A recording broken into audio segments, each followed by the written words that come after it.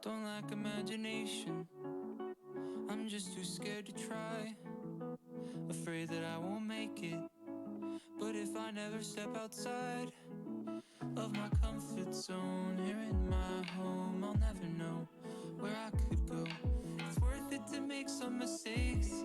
You miss all of the shots that you don't take. I really wanna change the world but can't change my clothes. Wanna find a girl but can't find my phone. I just lie in bed till the afternoon, dreaming about the things that I wanna do. If I wanna change the world, I should change myself. I should make my bed, I should dust the shelf. Should lie in bed till the afternoon, dreaming about the things that I wanna do.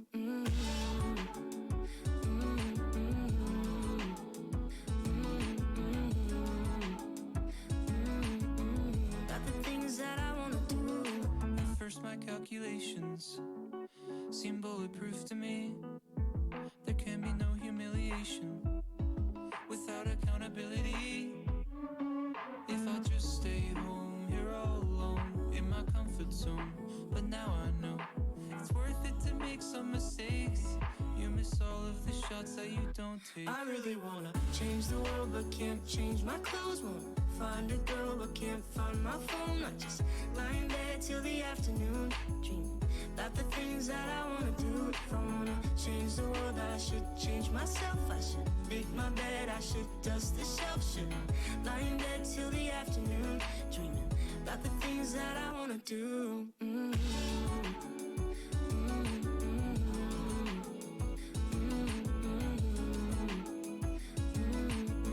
About the things that I wanna do. I'd rather find out than regret. Never try now, I won't let inhibitions take control. I'd rather fail than spend my life in a jail of my very own creation. Of my very own creation. I really wanna change the world but can't change my clothes. Wanna find a girl but can't find my phone. I just lie in bed till the afternoon, dreaming about the things that I wanna do. If I wanna change the world, I should change myself. I should make my bed, I should dust the shelf. Should lie in bed till the afternoon, dreaming about the things that I wanna do.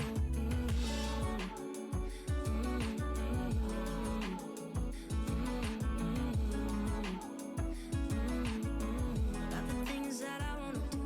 Crazy journey, another chance to go and change the past. But I know how the story will go. 'Cause all these legends I carry with me, all these lifetimes that only I see. I'm taken to this place in between, where I've been and where I'll be. Turn back time. Uh-oh. Gonna hit rewind. Refine. Oh, I might have just messed up the. Did I just mess up the words? And it has good plot lines. I've seen it earlier. Yes, it's gonna be so good. What song? What song? This is "Turn Back Time" by Cat. Leave it all behind and repeat. Don't forget this pain and regret. Hi, chat. It is turn back time. But you know what else? What other kind of time it is? Tommy and his clinic for Supervillain Tuesday on a Thursday. Also, chat. Sorry if you hear my mic moving around. I'm trying to move it to a good spot where you don't get me yelling in your ear. But hi, chat. Hello. Welcome to the stream. Uh-oh, gonna hit rewind. I love this song. It is so good. It is such a good song. But yes, Tommy, woot woot. I'm so excited. Chat, I'm so excited. It has been too long without a Tommy and It fanfic. Okay, wait. Too long. It's been too long since reading this, because it's so fun.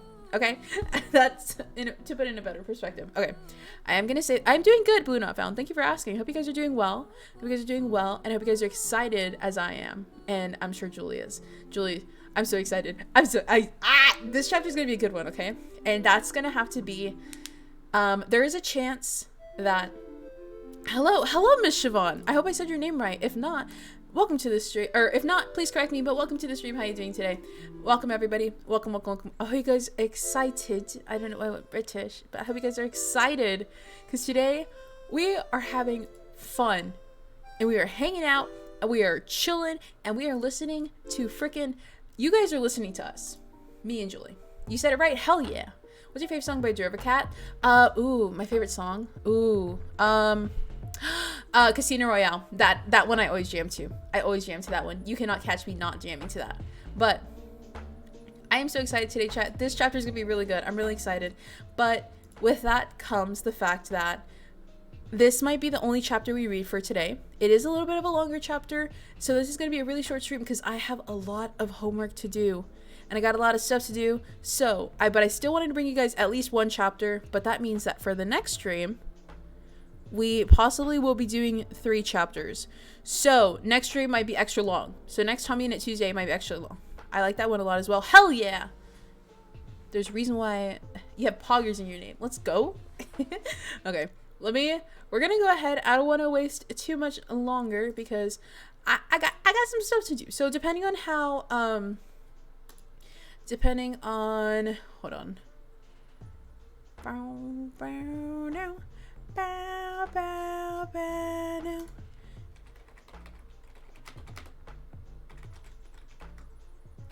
But yeah, so just depending, oh wow, that didn't work. I just tried, okay, that sucked.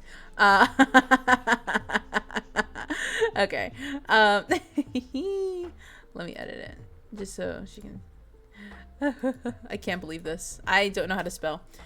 But, chat, depending on how long the chapter is, how long it takes, if it takes longer than, like, 30 minutes, then I will probably have to push it to only doing 1 chapter. So it's going to be a really short stream, okay?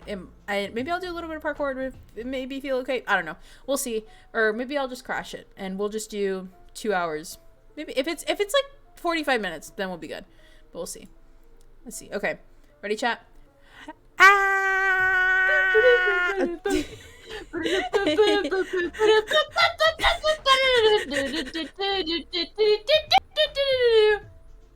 You just got coconut mall. And this is when I deafen again. Okay, guys. Never mind. No.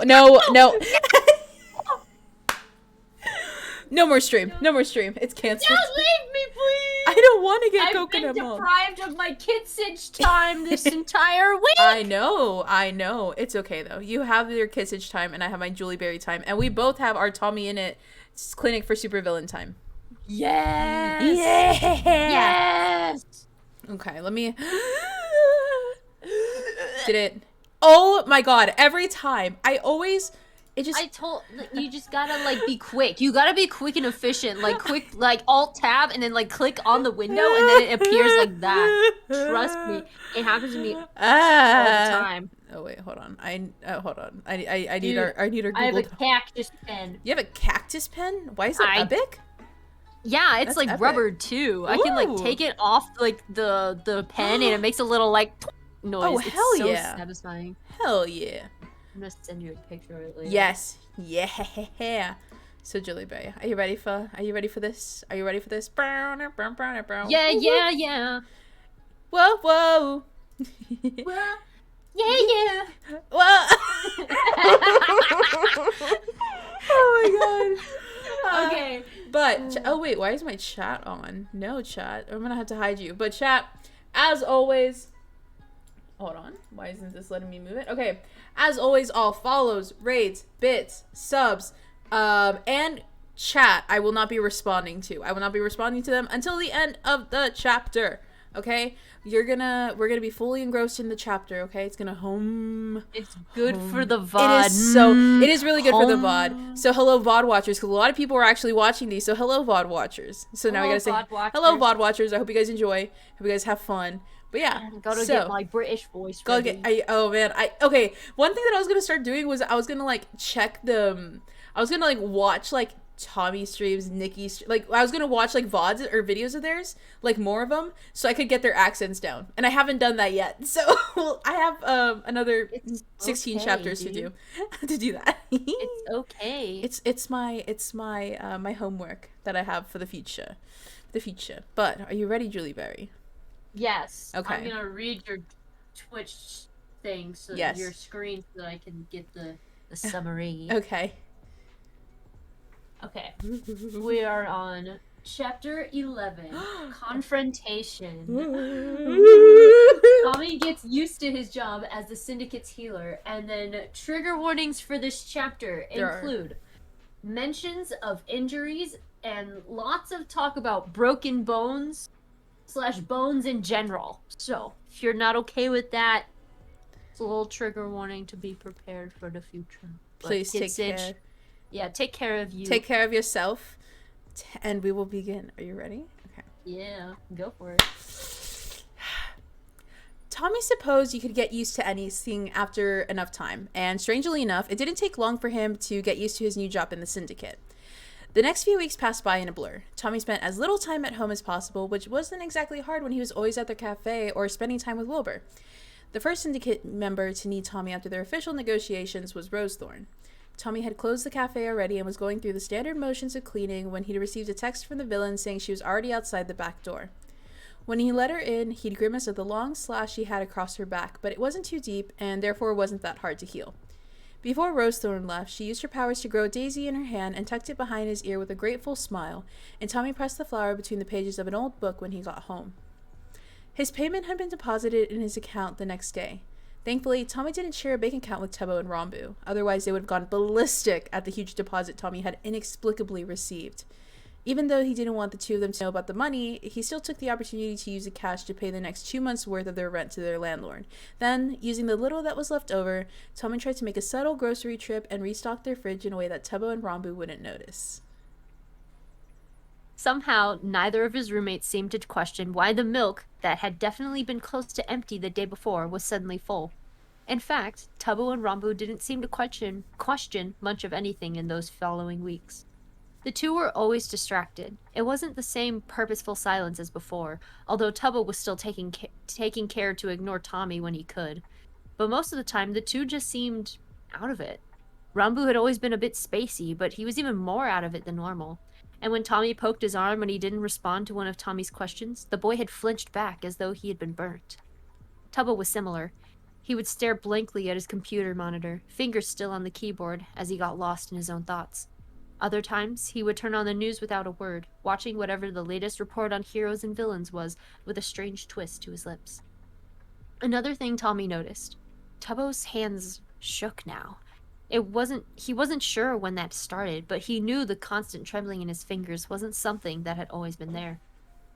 There was something wrong with both of them, and despite how much Tommy wanted to help, he couldn't do that if they wouldn't talk to him. And they had made it clear long ago that they didn't want to talk to him about their problems. The next Syndicate member Tommy healed after Rosethorn was Daedalus, who had to take part of his armor to reveal the hole in his shoulder. Despite Daedalus's reputation as a ruthless killer who had scorned his fellow heroes, Tommy found that the man wasn't at all intimidating when you actually spoke to him. The entire time Tommy was working on his shoulder, Daedalus rambled about his dog and how he was trying to teach her how to roll over, but she seemed to just be trying to trick him into giving her treats. The healing gigs were tiring, but Tommy could manage well enough. Sure, he was burning himself on the espresso machine more often than ever because he kept letting his focus slip, and sure, the bag under his eyes were starting to worry Puffy, but it was fine. The healing wasn't causing his lack of sleep. More than anything, it was just hard to fall asleep when the tension in his apartment was thick enough to be cut with a knife. At the very least, Tommy got a reprieve from all the stress when he hung out with Wilbur. Despite how busy the man seemed to be with work, he still made time for Tommy whenever possible. The two would go out to get food at least twice a week, and Tommy had gone over to Wilbur's house several more times since that first day. Sometimes Techno and Phil would join them, and sometimes they wouldn't, but Tommy didn't mind either way. He loved hanging out with Wilbur, but he also really found himself enjoying his time with Techno and Phil too. They were all just so easy to joke around with and be around. It was such a drastic difference to the eggshells he was walking on back home. So despite the stressors in Tommy's life, he had to say, things weren't going too badly. Until everything went to shit in the span of a single night. It had been a normal day at the cafe. Foolish had been eager to leave, Errett waiting for him by the door like they always were now when Tommy came to take over. After a quick goodbye, Foolish had dipped, and Tommy had gone through the evening rounds with practiced ease. At one point, a woman with pink hair and a kind smile gave him a tip that was more than the cost of her drink alone. Later on, a man brought his dog into the store, which he told Tommy was a wolf-husky mix, and the sweet thing licked his face when he gave her a small cup of whipped cream with the man's drink. It had been a good shift. Wilbur was busy that night, but Tommy didn't mind as he bounced around the cafe after closing, humming a song Wilbur had showed him under his breath as he mopped the floors. The lights in the cafe had been turned down low, and Tommy's eyes drooped as he swiped the mop back and forth. He was still smiling from those 2 nice customers, and even though he knew he was going to have to go home to his icy apartment soon enough, the hazy warmth of happiness clung to his skin as he went through the closing routine. A buzz from his phone startled out of his reverie. Immediately, Tommy set aside the mop and clicked open the phone to see who was texting him. Jester. You around? Tommy. Yeah, I'm still at the cafe. Jester. Okay, I'll be over in 5. Jester. One of the only villains who hadn't come to see him yet. Tommy was a little surprised that Jester was going to come over, considering how rarely he seemed to get into physical fights. Jester was all about using his wit to get the upper hand. Similar to Siren, he wasn't a brute force fighter. Instead, he outsmarted his opponents, aiming to confuse and delay them instead of fighting them head on. If he had gotten hurt, that meant he must have been cornered. Tommy rushed to finish the closing routine so he wouldn't have to do it after he healed Jester. He finished mopping the floor and scrubbed down the counters at record speed, his shoes squeaking against the wet tile, and as he then raced to prepare the back room. After having more experience with using the back of Puffy's cafe as a makeshift clinic, Tommy knew how to prep the area to minimize his cleanup. He laid down a few towels down on the ground near the back door, dragging his first aid kit out from under the sink and popping it open so he could grab bandages if Jester was actively bleeding. Then he filled up 2 cups of water and set them nearby, one for himself to drink after he was done healing, and the other for Jester in case he was thirsty. Then he waited. He sat down on the tile and watched the door, counting the seconds until the knock arrived. It had been a little over 6 minutes since Jester's text when that knock rang through the back room. Leaping to his feet, Tommy rushed to the door and swung it open, revealing a hunched-over Jester. Tommy's eyes swept over the man, searching for any sign of blood. To his surprise, Jester's white button-down shirt was free of any bloodstains, and although his pants were dark, it didn't seem like there was any blood on them either. However, Jester definitely seemed as though he was in pain. His left arm hung limply at his side, and he was tipping to the left, as if holding the shoulder was too much effort. Even though his face was completely covered by his mask, Tommy could tell he was grimacing. "What's up, kid?" Jester greeted, although his voice was tight with pain. "Here, come in," Tommy said, stepping aside and gesturing for Jester to get out of the alley. Once the back room door was closed, Jester settled himself onto the towels Tommy had laid out without having to be asked. His left arm was still limp, and he let out a hiss of pain when he had sit down. "Did you break something?" Tommy asked, figuring that was the likely explanation given the lack of blood. Jester nodded. "Yeah, that fucking smiley-faced bastard nearly crushed my collarbone," he gritted out between his teeth. Tommy frowned. It wasn't surprising anymore to hear about the things Dream would do to the villains. The slash across Rosethorn's back had been 404's doing, but the hole in Daedalus' shoulder was thanks to Dream. Still, collarbone? The collarbone was a bitch of a bone to break. "Shit, man."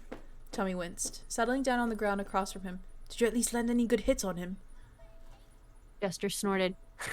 "I managed to land a pretty nasty scratch with some claws I grew, but shifting was a bad idea because I think I fucked up the bone even more." Oh, great. If Jester had been stupid enough to use his shape-shifting abilities with a broken bone, this could be way more fucked up than it seemed. "Kinda dumbass move if you ask me," Tommy muttered as he reached for Jester's arm. Jester pulled back immediately, and Tommy raised an unimpressed eyebrow at him. "I need to get an idea of how bad the break is, idiot." "Why? Can't you just heal it without all that?" Jester questioned. Tommy resisted the urge to roll his eyes. "I don't know about other healers, but that's not how my powers work. If I'm healing a stab wound, I need to be able to hold the skin together. If I'm healing a broken bone, I need to at least try to shift the bone somewhat back into place before I heal it, or else it could heal wrong." Tommy unfortunately had learned that the hard way. One time, he'd broken his thumb when he accidentally smashed it in a really heavy door. He tried to let it heal itself, but the bone had healed incorrectly, and he ended up having to get Tubbo to re-break it so he could fix it. That hadn't been a pleasant evening for anyone. There was a beat of silence as Jester considered him. You don't trust me with your injury. I don't know why you agreed to me being a healer for your little club in the first place. Tommy deadpanned. Either you let me do my job, or I'm kicking you out so I can go home.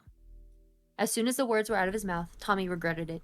Even if the others in the syndicate seemed to like him, Jester was still someone who Tommy hadn't gotten to talk with much yet. He really shouldn't be so rude to a supervillain, especially not one with as much power and influence as Jester. But to his surprise, Jester laughed. Jesus Christ, I can see why Siren likes you so much now, he chuckled, flinching when it shifted his arm again. Anyway, yeah, go ahead and do your thing. Sorry I'm being an ass, I've had a bit of a night. Tommy instantly relaxed at the reassurance. The nice thing was that all of these villains seemed to have an unusual amount of patience for a sharp tongue, which was good for him because God knew he needed to learn how to think before he spoke. Alright, I'm not going to do much right now, just feel around for a sec, Tommy explained as he reached for Jester's shoulder again. His hands delicately ran over the fabric of the shirt, and Jester hissed in pain. Tommy poked at a few spots, wincing when he felt a bone that was definitely out of place. Shit, okay, that's not good, Tommy muttered as he tried to poke around more of his shoulder. I don't think a doctor is supposed to say that, Jester huffed. Well, I'm not exactly a doctor now, am I? Tommy shot back, carefully feeling another piece of bone. Okay. This is gonna be tricky, but I think I can heal this without having to move it around too much. But it's gonna hurt like a bitch for the first few seconds. Let's just get it over with, Jester said. Nodding, Tommy put his other hand on Jester's shoulder and mentally mapped out how he was going to do this. Then, once he figured out what he thought was the best way to move things, he let his hands glow as he quickly pushed on the shoulder to get the bones in the right place. Motherfucker! Jester shouted. Tommy didn't pay attention to him. Instead, he kept his grip on Jester's shoulder tight as the energy from his hands seeped into the man's skin, shutting his eyes as he focused on healing the injury as quickly as possible. By the time Tommy was done, his body was aching, but it was manageable. Dropping his hands from Jester's shoulders, he slumped back down onto the floor before leaning against the wall. Don't move it yet, Tommy ordered through half-lidded eyes. Wait a few minutes to let it settle. Got it, Jester muttered, carefully scooting over until he was leaning against the wall next to Tommy. The two were quiet for a few moments. Tommy's ragged breathing evened out as his heart slowed, and the familiar presence behind his eyes settled in. Behind him, Jester seemed to be doing much better already, the tense line of his shoulders gone as he was finally free of the pain that had been plaguing him. It was then that Tommy remembered the water. Do you want something to drink? Tommy asked, shifting to reach for the 2 glasses he'd set aside. Sometimes healing can make you thirsty. Jester glanced his way. Sure, he said, reaching out with his good arm for the cup. Tommy handed it to him, taking a sip of his own water and sighing as the cool liquid ran down his throat. Then, Jester reached up to take his mask off, and Tommy nearly choked. What the fuck are you doing? Tommy yelped, leaping backwards while trying to cover his eyes. I can't drink with my mask on, Jester said, as if it were obvious. Tommy squeezed his eyes shut and turned away from Jester. You should have given me some warning, dude. I'm not allowed to know your identity, remember? Jester snorted. Tommy, I'm literally a shapeshifter. So I can change my face to look however I wanted to. I wasn't going to show you my real face, he explains, the smirk evident in his voice. Oh. Yeah, okay, that made a lot more sense. Oh, so it's okay for me to look? Tommy asked. Oh, what the mug? I lost our spot. No, I didn't. I found it. Dude, it's fine. Turn around. Taking a deep breath, Tommy forced open his eyes and turned back around to see the fake face Jester had put on. Tommy shrieked when he met his own eyes. Do you like it? Jester asked with Tommy's face. Tommy gulped as he stared into his own eyes, thinking of how this reminded him of some kind of fucked up funhouse mirror. He wasn't sure if it was better or worse that Jester's voice stayed the same. That's just fucking wrong, Juli. Tommy said with a wince. Can you change into something else? Jester snorted. And then his face was swirling as it turned into something else. Tommy clenched his jaw when he recognized Siren's face, Juli. blindfold and all. What? It's green. Oh shit! Why didn't you say something louder? I was trying to, but I felt bad. You were having fun. I was having fun. Here, I'll just You can read my next part. Okay. You can go ahead and redo it if you want. Yeah. Listen. Blooper. Listen. Blooper. Oh my god. Where am I? That's just wrong. Oh. You can redo it if you want. No, I feel bad. It's okay. I thought it was funny. You were just having you. so much fun. I was I like, was. You're like, go on, Julie. You can get it, I guess. Yeah, I was like, you can get it, I guess. Blooper! Woo! Blooper. That's just fucking wrong. Tommy said. Now I can't read green. Sorry. No. Go ahead. It feels illegal. Okay. Go Tommy ahead. said with a wince. Can you change into something else? Jester snorted and then his face was swirling as it turned into something else. Tommy clenched his jaw when he recognized Siren's face, blindfold and all. Not that either. Tommy spit out, already growing annoyed at this game. Such a tough crowd. Jester groaned before his face began to swirl once more. This time, when Tommy was met with the grinning visage of Mayor Schlatt, he let out a startled laugh. Okay, that's kind of funny, he admitted. The Schlatt-faced Jester grinned wider in front of him. Hey kid, I'm Mayor Schlatt. What do you think about our great city? I think you're doing a shit job as mayor, and that you're failing off, and that you falling off the stage during that one speech was pretty funny, Tommy said, matching Jester's grin. Oh shit, yeah, I was so drunk that day, Jester mocked, struggling to make his voice sound gruffer to match the actual mayor's tone. I can't get through the day without having 3 drinks, and even then I'm still strung tighter than a horse on steroids. Tommy let out a startled laugh, and Jester continued to smile as his face swirled and changed once more. When Dream's smiling mask settled in front of him, Tommy knew he was in for a treat. Oh, hello, number 1 hero Dream, Tommy greeted, dipping his head in a fake bow to the man. What are you doing in Eastside? Wait, shit, I'm in Eastside? Jester joked, looking around as if in alarm. Ew, gross, I don't want to remember poor people exist. Well, do you have any advice for a poor teenager like me? Tommy asked, just barely holding back his giggles. Jester scratched his chin and thought. Well, kids, he began, attempting to mock Dream's school PSA voice. Always remember the 3 most important things. Eat ass, suck a dick, and sell drugs. Tommy was full on laughing now, clutching his stomach as he struggled to catch his breath. Jester was laughing right alongside him, and any remaining anxiety Tommy had about being around the villain was long gone. Jester, it seemed, was actually pretty cool. The laughing quieted down, and things felt quiet as the two of them caught their breath. Tommy leaned against the wall next to Jester, and silently, Jester's face began to swirl again. This time, Tommy didn't recognize the face Jester was wearing. It seemed like that of a young man with dark eyes and black hair, but what caught Tommy's attention was a long scar that ran through his left eye, turning it a milky shade that Tommy was pretty sure meant the eye was useless. Who's that? Tommy asked, narrowing his eyes at Jester. No one important, just a random face I saw on the street, Jester explained, although there was something off in his tone that Tommy couldn't read. Something was nagging Tommy the longer he stared at the face. Like the blur that usually accompanied Jester's transformation wasn't there anymore. If Tommy didn't know any better, he'd always considered that maybe, just maybe, this was Jester's real face. But Jester wasn't going to show Tommy his real face. He barely knew Tommy, and Tommy didn't want to know anyone's secret identities. No, this had to just be a random face he saw, and Tommy was looking too much into it. Am I good to go now? Jester asked, startling Tommy out of his thoughts. Tommy blinked, taking an extra second to remember what Jester was talking about. Yeah, I think so, Tommy said, disappointment washing over him at the idea that Jester was leaving so soon. Try moving the arm a bit and see how it feels. Jester rolled his shoulder, eyebrows raising in surprise before rolling it again. God damn, it feels good as new, he said, smiling at Tommy again as he rose to his feet. Thanks, man. That's amazing. Tommy used the wall to push himself up as well. No problem. Just don't break it worse next time. I really don't want to have to try and heal a bone that's in several pieces.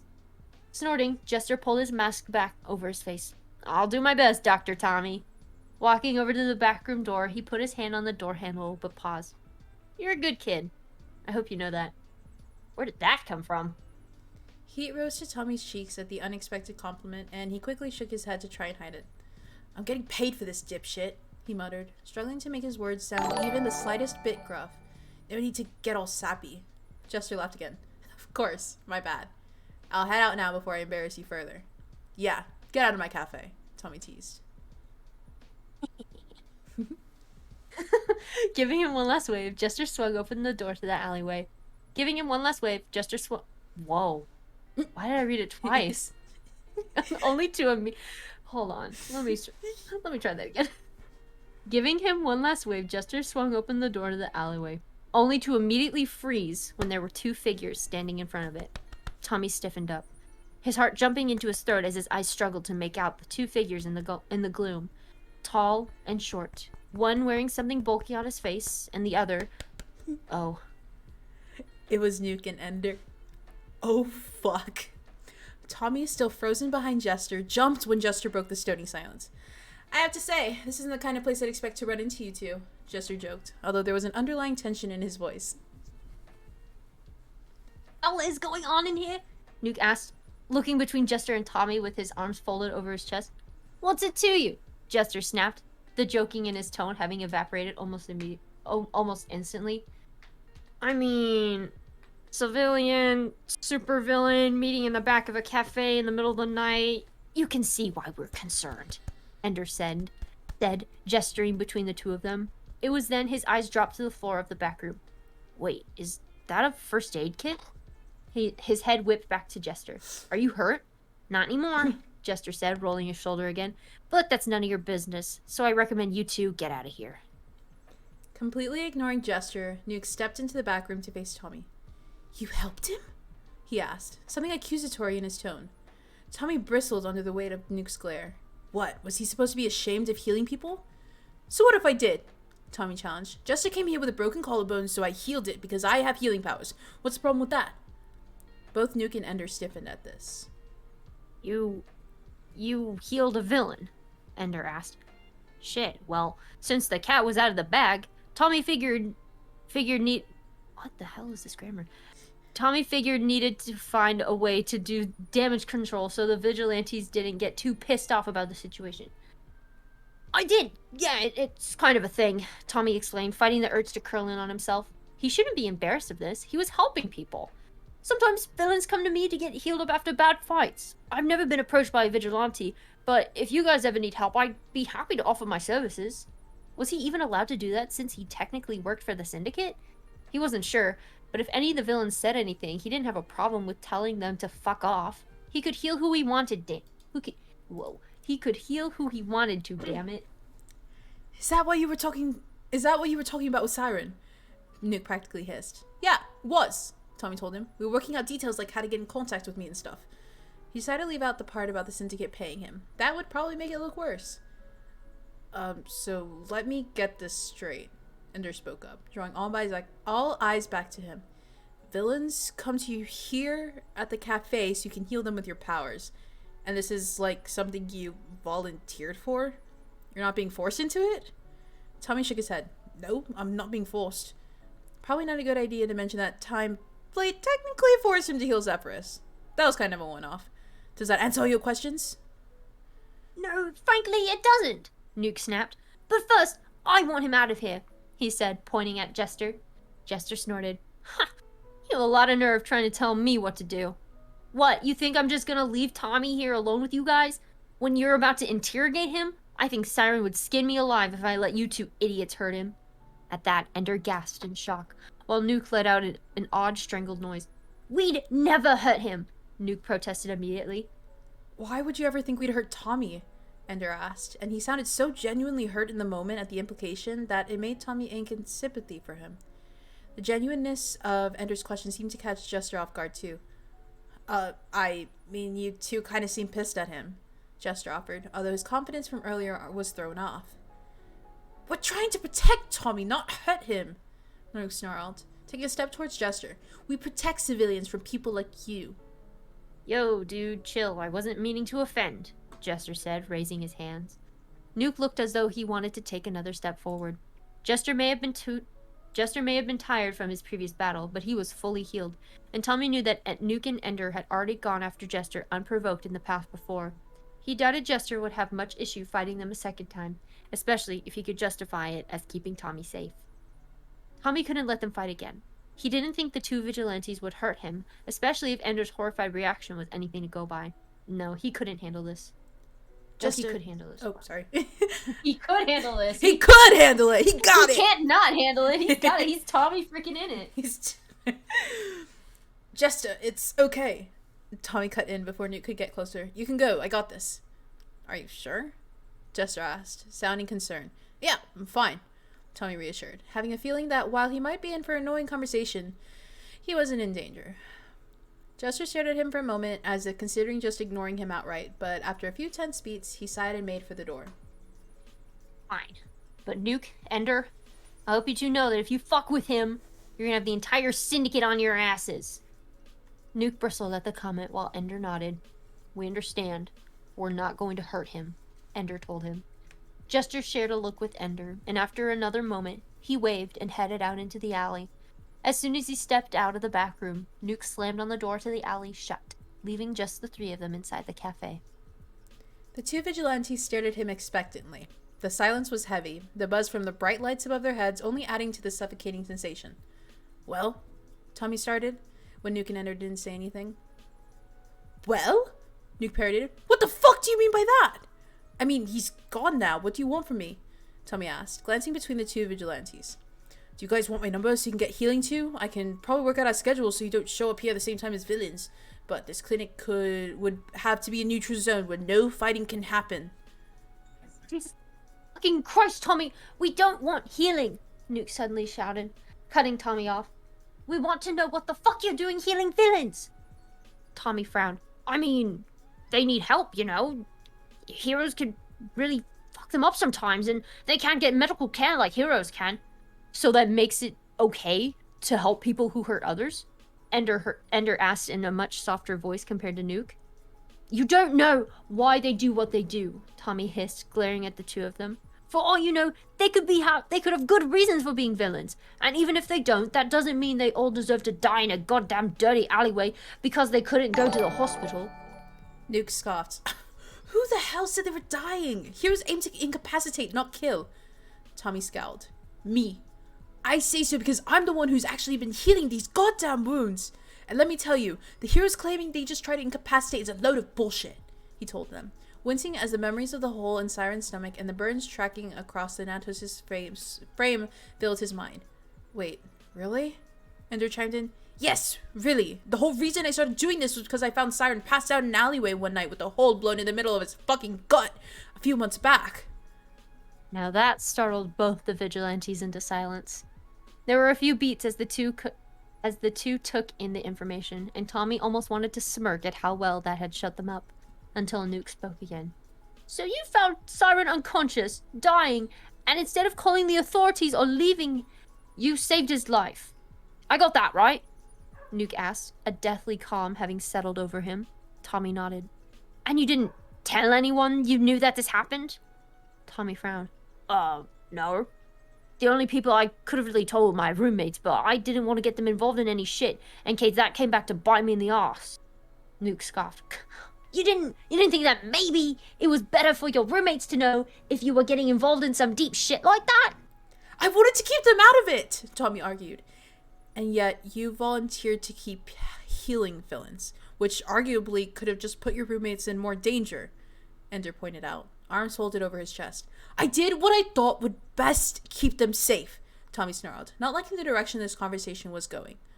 They're not involved in this shit, so stop bringing them up. No, I am going to keep bringing it up, Nuke snarled right back, stepping up so he and Tommy were face to face. You've been involved with the fucking syndicate for months, and you didn't think it was a good idea to tell your roommates anything? What if the syndicate got tired of you and killed you or something? What the hell would they have done then? Syndicate was never going to hurt me, Tommy shouted, using his height advantage to try and tower over Nuke.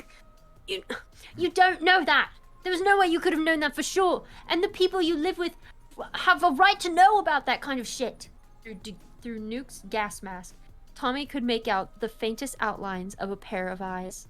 This was ridiculous. Tommy was getting scolded for lying to Tubbo and Rambu by 2 random fucking vigilantes who knew nothing about his situation. They didn't know that Siren took him out to McDonald's to say thank you for saving his life, or that Tubbo and Rambu were also refusing to tell him shit. These 2 had no right to try and butt into his life like this. Why the fuck do you care about this much anyway? Tommy yelled, glaring at Nuke. You don't even fucking know me, so it's not your goddamn problem. Immediately, Nuke stepped back. There was another suffocating silence as the vigilante just stared at him, his hands curled into fists at his sides. You're wrong, Nuke said in a low voice, reaching up to the strap that held his gas mask on his face. Tommy's eyes widened as he realized what he was doing, but before he could say anything, Nuke was yanking the mask off. It is our problem. Tommy's breath caught in his throat. The gas mask was off. Familiar bleached hair with overgrown brown roots fell over stormy blue eyes, and suddenly all the pieces fell into place. Hubbo. Hubbo was Nuke. His head whipped over to Ender, and despite the fact he hadn't moved to take off his mask, it was clear as day that he was staring at Rambu. Hubbo and Rambu were Nuke and Ender. Hubbo and Rambu were vigilantes. That was a secret they'd been hiding from him this whole time.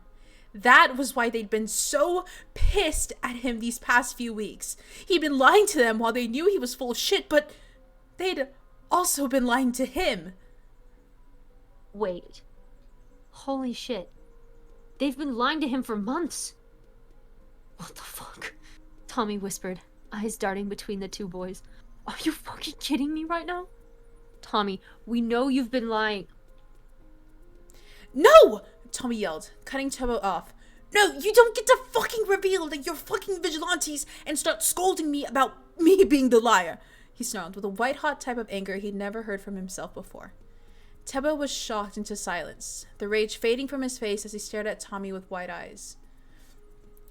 Do you even know how fucking horrible the past few months have been for me? Tommy exclaimed, the words spilling out as the anger swelled in his chest. I have been agonizing for months over the fact that you didn't trust me and how I was worried I did something wrong.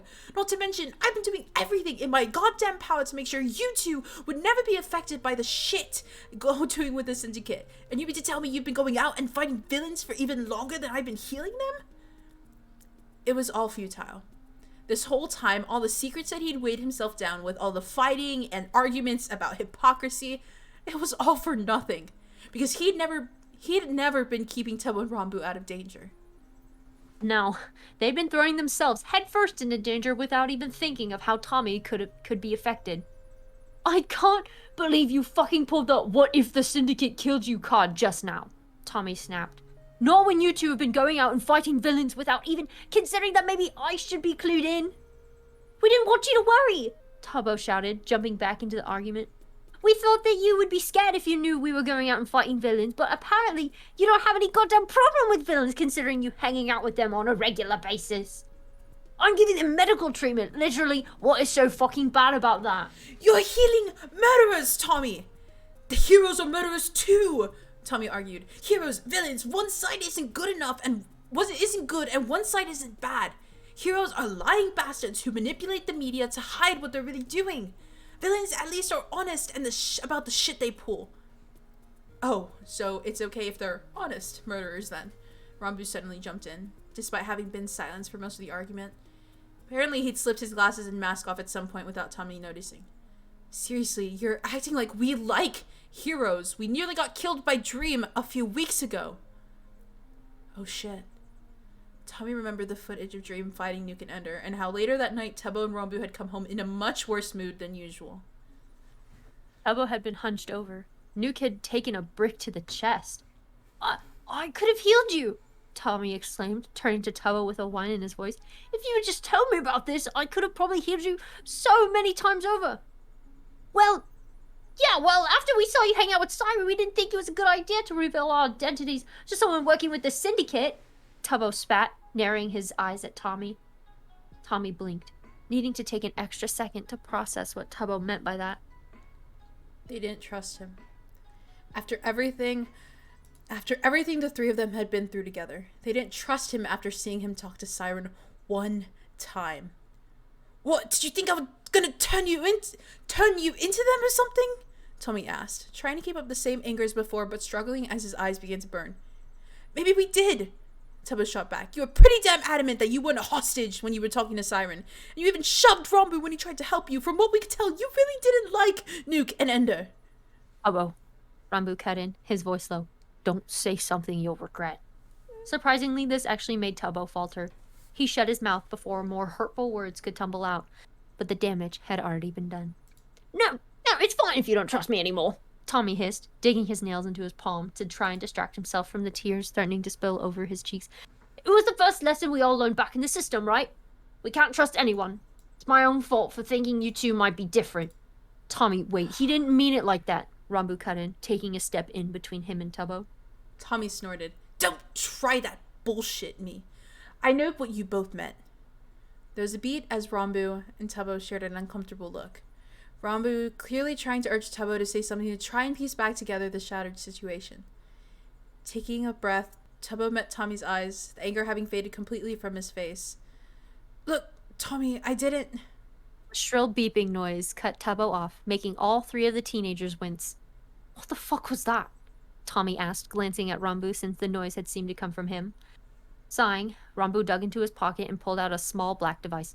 It's our alert system, he admitted, guilt flashing across his features as he tapped on the screen a few times. It tells us when there's a criminal activity in the area.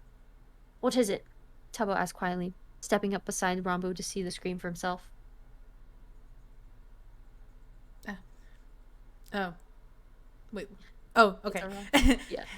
It's a robbery, Rambu said, making Tubbo curse under his breath. Tommy frowned. Wait, where? He moved over to Rambu's side to try and see the screen as well, but Rambu immediately pulled the device close to his chest, blocking Tommy's view of it. Ouch. Now that hurt. Rambu seemed to regret what he'd done the second he saw the pain flash in Tommy's eyes. He held the device back out in clear view so Tommy could look, but Tommy didn't want to take the obvious pity gesture since it was so clear that they still didn't trust him to see their tech, even when he knew what they were doing. You guys should go take care of that, Tommy said, his voice rough. You're vigilantes. You've got a job to do. But, Tommy, No, we're done talking, Tommy snapped, cutting Tubbo off. Nuke, Ender, get the fuck out of my cafe. Rambu gave him a wounded look, while Tubbo's face only showed a split second of hurt before anger slipped back over his features like a mask. They both geared back up again, their faces hidden once more by their disguises, and Tommy internally cursed himself for not recognizing the two of them sooner. For fuck's sake, Tubbo even had the same hair. But he didn't voice any of his internal frustration. Instead, he just leaned against the wall with his arms folded over his chest, glaring at the two as they packed up to leave. When Tubbo swung open the door to the alleyway to head out, he spared a look back at Tommy. This conversation isn't over. We have more to talk about when we get home, Tubbo said in a voice that wasn't as angry as before, but wasn't anything close to warm either. Tommy didn't bother responding. If he opened his mouth right now, he wouldn't be able to keep his voice from cracking. With one last pointed look from the two vigilantes, they stepped out into the alley, letting the door swing shut behind them. As soon as the door was closed, Tommy rushed over to slide the deadbolt into place, ensuring that no one else would be able to come in. Then, finally, Tommy was alone.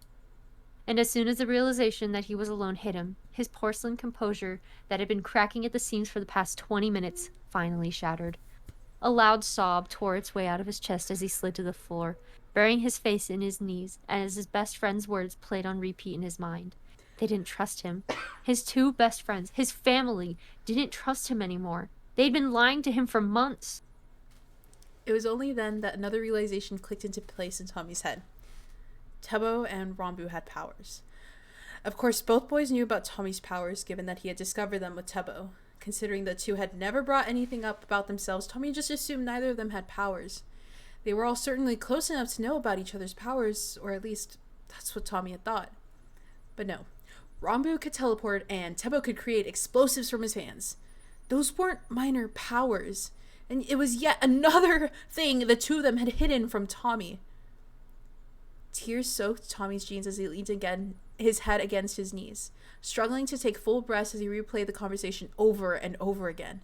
Maybe he shouldn't have kicked them out. Maybe he should have asked them to stay, asked them to explain when they stopped thinking of him as family. Maybe he wouldn't have liked the answer, but it would be better than being left to wonder. maybe it would be better. He wasn't sure. Fuck! Tommy shouted, twisting his fingers into his hair hard enough to make him yelp in pain. He hated this. He hated this entire fucking situation. How the hell had everything in his life spiraled so totally and completely out of control?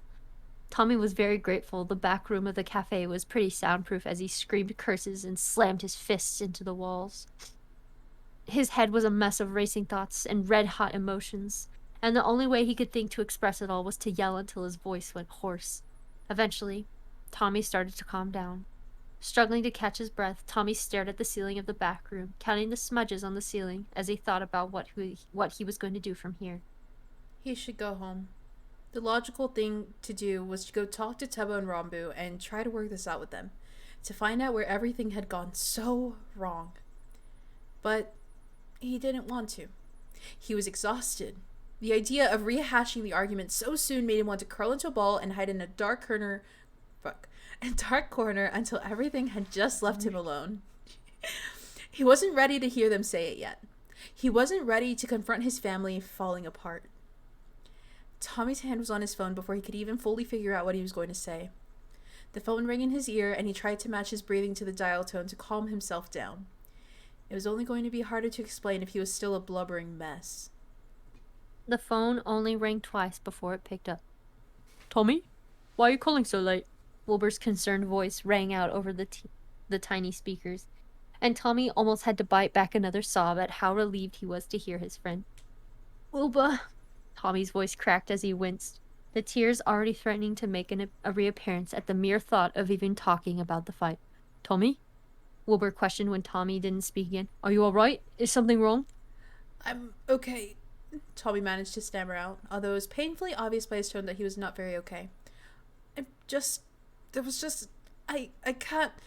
Shit, where are you? Oh, fuck! Oh. I got so excited! I know, it's okay. Shit, where are you? You're not hurt, are you? Wilbur asked, something rustling in on his end of the call. It was easy to figure out that Wilbur was probably rushing to put on his shoes. I'm not hurt, Tommy told him, not wanting to send the man into total panic. And I'm at the cafe. I'm going to get you, Wilbur said, his footsteps echoing through his phone speaker.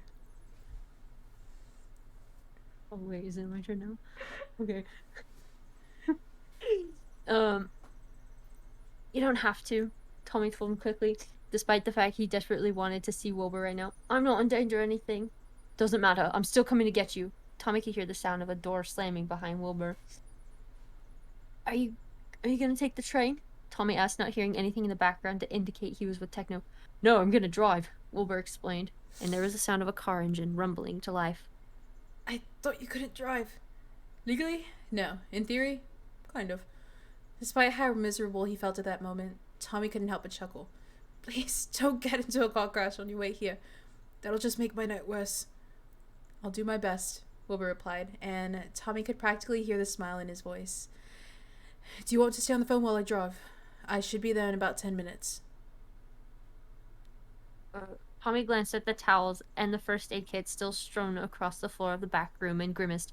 No, it's okay. I need to finish cleaning up first.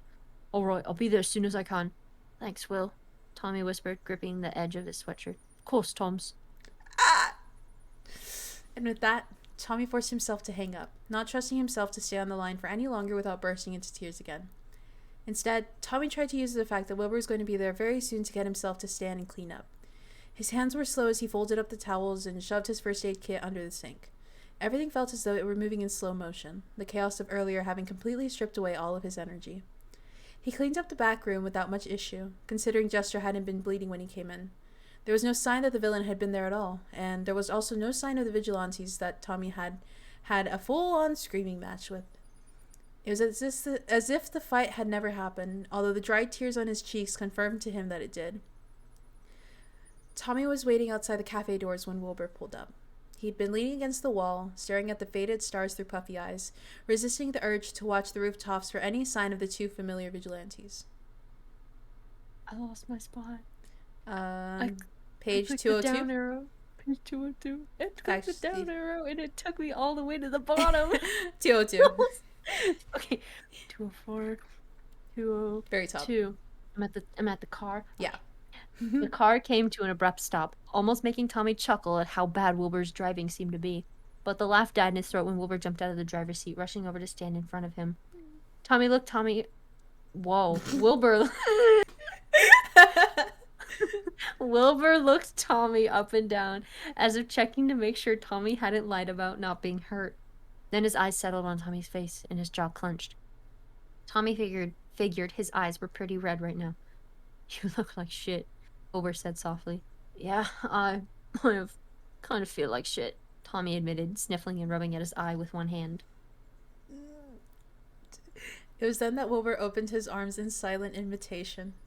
Tommy didn't hesitate to collapse into the man. It was all just so much. First he'd been stressed about Jester, then Nuke and Ender appeared, and then Tubbo and Rombu turned out to be Nuke and Ender. And then they had that horrible fight. So much had happened in such a short span of time, and Tommy felt like a twig that had been snapped in 3 different places. It's okay, Wilbur reassured Tommy as a wet patch grew on his jacket. I've got you. He had his arms wrapped around Tommy's back, rubbing circles into his shoulder blades as Tommy cursed himself for crying even more that night. After a few minutes of this, Tommy forced himself to pull back. I got into a really bad fight with my roommates, he told him, ducking his eyes to the ground. I don't want to go back to my apartment tonight. You'll stay with me, Wilbur said as if it was the easiest thing in the world.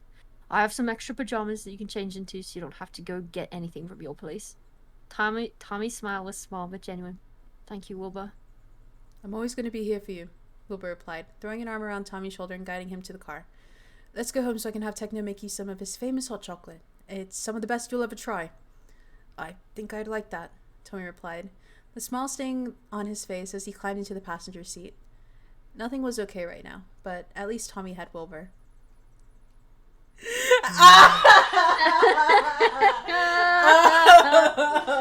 Why would you make me read this fanfic? I hate it. No, you don't. I love it. I love it. It's so much. And you love reading it with me, even though I accidentally read your parts and I say the wrong word. It's okay, because that just means you're so excited about it. Because literally, you don't even know. I'm literally like, okay, I think it was when Ender and Nuke showed up. I was literally jumping in my seat. I think I had to mute myself because I started like shrieking because I was like, ah. Okay. We need a lore recap for Rosie. Hold on. Okay. I'm honestly thinking we could do the second chapter. Okay. Because intro took about 15 minutes, so that probably took about 30. I think we'll be okay to do the next chapter. Okay.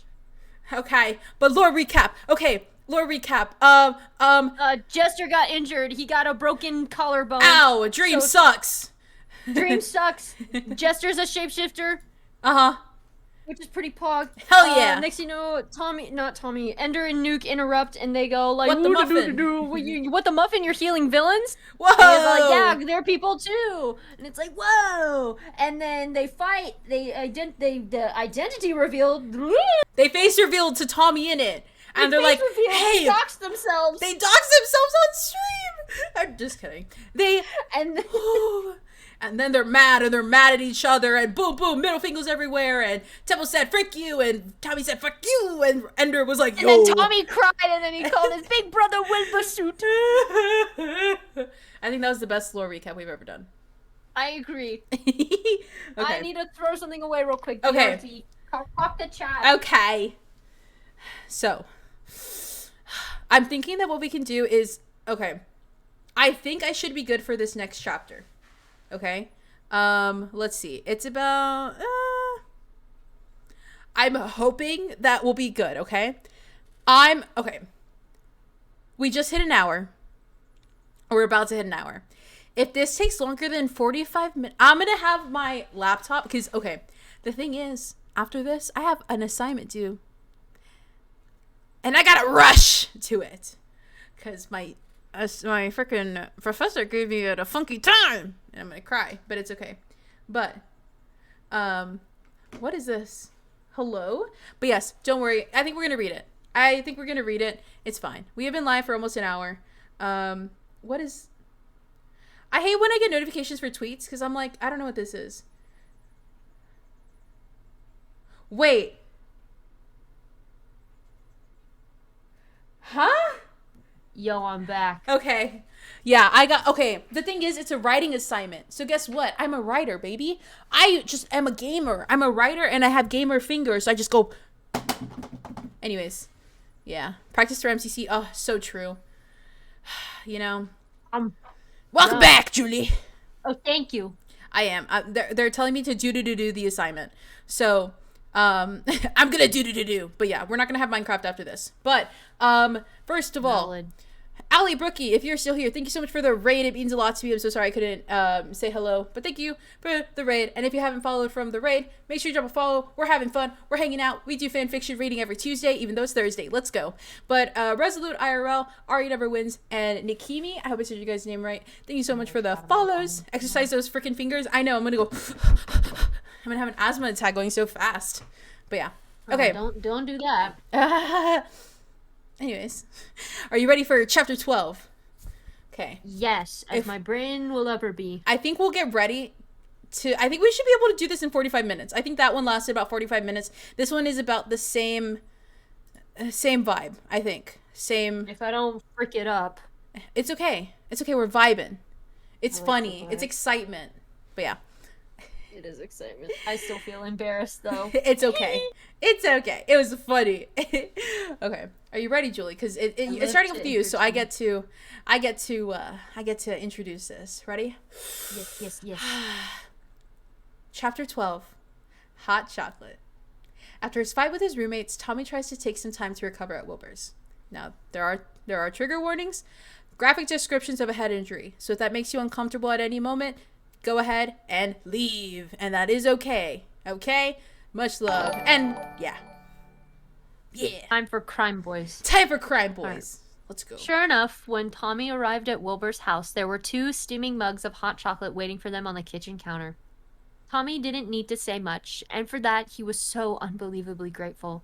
Techno only said a brief hello to him as he rinsed out the pot he used to make the hot chocolate, before leaving him and Wilbur alone as he disappeared up the stairs. Wilbur didn't push him to talk either, just shoved the mug in Tommy's hands before he started to rummage through the kitchen cabinets, asking Tommy if he'd gotten the chance to eat dinner. The hot chocolate was rich and warm, and although there was still a hollow aching in his chest, it made it feel like the hole was filled just for a moment. Although Tommy hadn't actually gotten a chance to eat dinner, he told Wilbur he had, simply because he knew he wasn't going to be able to stomach anything more than the sweet drink tonight. He let the hot chocolate work its way through him as he rested his fingers against the granite counters, watching Wilbur flit around the kitchen, buzzing with nervous energy. It was clear that he was worried about Tommy, but didn't want to push him to talk if he didn't want to. In the end, despite telling Wilbur that he'd eaten dinner, he still ended up with a slice of peanut butter toast sitting right in front of him. "I told you I ate," Tommy said, his fingers still clutching the hot chocolate mug as tightly as he could. Although his tears had stopped long ago, his voice was rough, and he winced at the sound. "Yeah, you said you ate before your shift. Normally you eat again after your shift, which I know you didn't this time because that's when you had your fight. So you need something to tie you over," Wilbur explained, resting his elbows on the counter in front of him. Damn it. Damn Wilbur and his annoying tendency to actually pay attention to all of the rambling nonsense that falls out of Tommy's mouth. "I'm not hungry," Tommy mumbled, pushing the plate away. Wilbur frowned and pushed the plate back towards him. You don't have to eat all of it. Just a few bites. It'll make you feel better, I promise." "How do you know?" Tommy asked, voice growing sharp as frustration flared inside him. "Because in all the time we've been friends, this is the first time I've ever seen you turn down food," Wilbur said, not reacting to the bite in his words. "Just a few bites, that's all I'm asking for." Tommy glared at Wilbur, but he knew the silent protest wasn't going to work. Wilbur could be a stubborn bitch when he wanted to, and clearly this was going to be one of those times. Flipping him off with one hand, Tommy lifted up the toast with the other and took a small bite from the corner. The peanut butter was sweet, but not too sweet, pairing nicely with the nuts and seeds in the bread itself. As soon as he swallowed the first bite, his stomach seemed to wake up all at once, as if suddenly remembering how little food he'd had that day. Next he knew he'd eaten the entire piece of toast, and Wilbur was giving him a knowing smirk. "Fuck off," Tommy grumbled, pushing the crumb-covered plate back towards him. Thank you," Wilbur replied, taking the plate and rinsing it off in the sink. As loath as Tommy was to admit it, he did actually feel a bit better after eating the toast. His head still ached from his crying, and there was still a painful seize in his chest every time he remembered the betrayal in Tubbo's eyes as they screamed at each other. But the gnawing anxiety in his gut had lessened. You done with that? Wilbur asked, pointing to the hot chocolate mug still in Tommy's hands. Glancing down, Tommy realized the cup was empty and nodded. All right. I'll clean it out later, Wilbur said, taking the mug from him and putting it in the sink. Let's go upstairs so you can get settled in the guest room. Tommy followed Wilbur up the many flights of stairs to the 3rd floor, and instead of opening the door to his own room like he usually did when Tommy came over, this time Wilbur opened the door to the rooms across from his. The room itself was a similar size to Wilbur's, if possibly a bit smaller. There was a double bed settled next to the window with plain white blankets, along with a dresser and a desk. Unlike Wilbur's room, the guest room was perfectly clean, with no clothes scattered anywhere and walls that were bare of any peeling posters. Wilbur left Tommy alone in the room as he went to his own bedroom to grab some clothes for Tommy to borrow, and Tommy took the opportunity to drop his backpack on the floor before collapsing onto the bed. It was a large bed, much larger than the one they had back at home. In fact, Tommy was pretty sure Rambo might even be able to completely fit on this bed, instead of having his feet hanging off. Hell, they could probably fit all 3 of them on this thing, and no one would even end up on the floor in the morning. Maybe one day Tommy could bring Tebo and Rambo... He cut that thought off before it could fully form. Right now, it would be a miracle if Tommy got the opportunity to even stay in his own apartment again. For all he knew, Tebo and Rambo could be throwing his stuff out the window right now. No, they wouldn't do that. Even though this was one of the worst fights they had ever had, Tommy had to be honest with himself. No matter how pissed off they were at each other, they would never kick Tommy out. As if on cue, there was a buzzing from Tommy's phone, and he clenched his jaw as he pulled it out of his pocket. Where are you? We just got back and you're not here. Great. Yeah, of course. It's okay. It's okay. You're excited. It's okay. Even I was like, why'd she stop? Okay. Great. Yeah, of course they were going to want to know where Tommy was. After all, they'd been under the assumption Tommy was going to go back to the apartment and they would resume their screaming match in the comfort of their own home. Fuck off. I'm staying at Will's tonight. Tommy watched the 3 dots appear after his text was sent, only to disappear as Tebo stopped typing his response. The dots reappeared and disappeared a few more times until finally Tebo sent a reply. Fine. Yeah, okay, he should have expected that. Yes, I'm reading my part, okay. No. Sighing, Tommy tossed his phone back onto the bed right as Will re-entered the room. Without waiting for acknowledgement, Wilbur dropped a pile of fabric onto Tommy's lap, and Tommy quickly realized it was a sweater and sweatpants. They might be a bit big on you, but they'll work for pajamas, Wilbur explained. Tommy scoffed. You're not that much taller than me, bitch. I am too, Wilbur shot back, smirking at him. Usually a joke like that would fire Tommy up. It would egg him on, make him want to yell and curse Wilbur out while trying to prove how much of a big man he was. But even then, with a full stomach and the warmth from the hot chocolate chasing away the chill of his bones, he couldn't bring himself to summon up the energy for that. Wilbur seemed to realize that at the exact moment Tommy did, because his smile faded and he slowly sat down on the edge of his bed next to Tommy. You don't have to talk about it if you don't want to, but I'm here to listen if you need it, he offered gently. Aww. Tommy winced, digging his nails into his palm. Surprisingly, a part of him wanted to talk about Wilbur about what was going on. It felt like everything he'd known had been yanked out from underneath his feet, and he was spiraling to try and find something solid to hold on to. He wanted to ask Wilbur for his advice, to listen to his calming voice reassure him that everything was going to be okay. But he couldn't betray Tubbo and Rambo like that, even if they had lied to him. Even if they didn't trust him anymore, he wasn't going to give up their identities to anyone. I can't talk about it, Tommy whispered, staring at his hands in his lap. That's okay, Wilbur reassured, nudging Tommy's shoulder with his own. I know it seems like the end of the world right now, but I'm sure there's going to be a day in the future where you're going to look back at this fight and laugh at how dumb the three of you were. Tommy wanted to believe him. He really did. But this was so much more than any of the other dumb fights he'd had with his 2 best friends before. They were dealing with serious shit, life and death situations. Tommy doubted this kind of betrayal was something that he'd ever be able to laugh about. His anxious thought made the ache in his chest come back tenfold. He wanted to apologize. He wanted to scream. He wanted to tell his 2 best friends over and over again how badly they hurt him until his voice went hoarse. He wanted a hug. Tommy pulled Wilbur into a bone-crushing hug without warning. the older man grunting in surprise, but not trying to pull away. Tommy buried his face in Wilbur's shoulder, squeezing his eyes shut with the vain hope that maybe, just maybe, he could hide away from the rest of the world and all of his problems. At least for tonight. Warm arms wrapped around his back, pulling him closer as Tommy took a shaky breath. A hand came up to carve through Tommy's hairs, and stuttering heartbeat began to slow.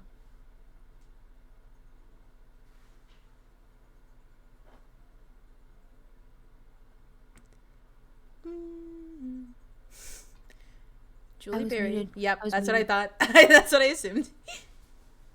I didn't think I could fuck up this badly, he admitted, his muffled voice cracking from where his face was pressed against Wilbur's sweater. It was supposed to be the three of us against the world. I never thought they'd take me out of that. I know it hurts, Wilbur whispered, fingers working to gently untangle a knot in Tommy's hair. But broken trust can be repaired. It can take a while, but when it comes to family, you can always make an effort to glue back together what's been shattered. Tommy nodded into Wilbur's shoulder. He had to believe that things weren't completely fucked between him and the only two people he'd ever considered family. That things would be okay. That night, Tommy's sleep was restless. Although his bed was more comfortable, it felt far too empty without either Tubbo or Rambo to share it with. He tossed and turned until the curtains turned gray in the morning light. Tommy wondered if Tubbo and Rambo were having the same problems. As the sun rose higher in the sky, Tommy's boredom rose as well. Although it was still hours before the time he usually got up for the day, considering he couldn't sleep, there wasn't much point in staying in bed. Tommy crept out of the guest room, watching his footsteps to make sure he didn't wake Wilbur in his own room. Then he padded down the stairs as softly as he could, sighing in relief when he finally reached the first floor. His eyes were half-lidded as he trudged into the kitchen, struggling to remember if Wilbur had ever told him how to work the damn coffee machine. Turns out, he didn't need to remember. Tommy. You're up early. Tommy jumped at the voice, his shoulders dropping when he met Phil's pale blue gaze. Shit, you scared me, Tommy muttered, wrapping his arms around himself and leaning against the counter. The clothes Wilbur had given him to sleep in were, in fact, too big. The blue sweater Tommy wore covered his hands when he didn't push up the sleeves, and his feet were completely swallowed by the fabric of the sweatpants. Still, the clothes were soft, and when he folded his arms in front of his chest, he was impossibly warm. Sorry, I'm... Oh man, I can't remember how Phil spoke. Usually I'm the only one. I'm the only one up at this hour. Phil told him, giving him an apologetic smile. Do you want some coffee? God, fuck. Coffee! Coffee! I, lost my air for a second. I just brewed a pot. Oh, thank fucking God. Yes, please. Tommy immediately replied. He must have looked desperate because Phil chuckled. I shouldn't be surprised you would look like that. You die without caffeine since you work at a coffee shop, he said as he took a mug out of the cabinet before pouring some of the coffee from the pot into it. Steam curled from the top, and Phil pushed it over to Tommy. You take it with cream and sugar? Both, please. A few minutes later, Tommy was sitting at the kitchen counter with his coffee cup in hand. Phil was leaning against the opposite counter, sipping at his own drink and occasionally glancing out the window above the sink.